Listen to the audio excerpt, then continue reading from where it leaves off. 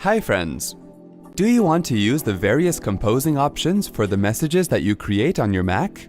Let's go ahead and see how to use the composing preferences in your Mac.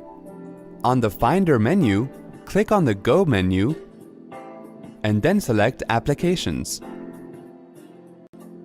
Double-click on Mail to open it. Go to Mail menu and then click Preferences. Click the Composing tab. In the Composing section, next to Message Format, select the Rich Text or Plain Text format for all outgoing messages. Next to Spell Checking, select the option you want. Now select the checkbox next to Automatically and then select either CC or BCC.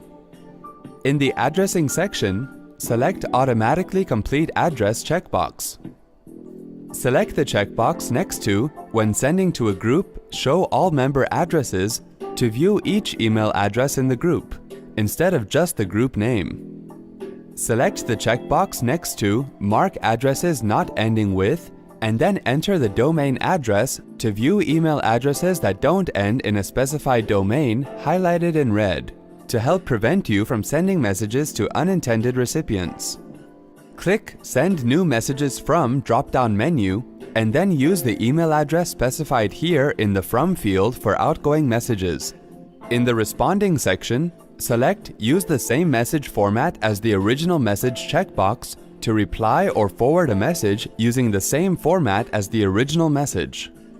Select the checkbox next to Quote the text of the original message to reply or forward a message, including the text of the original message as the quoted text.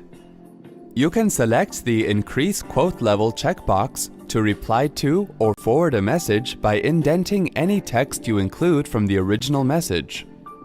Select the checkbox next to When quoting text in replies or forwards to reply or forward a message by including all the text or just selected text from the original message.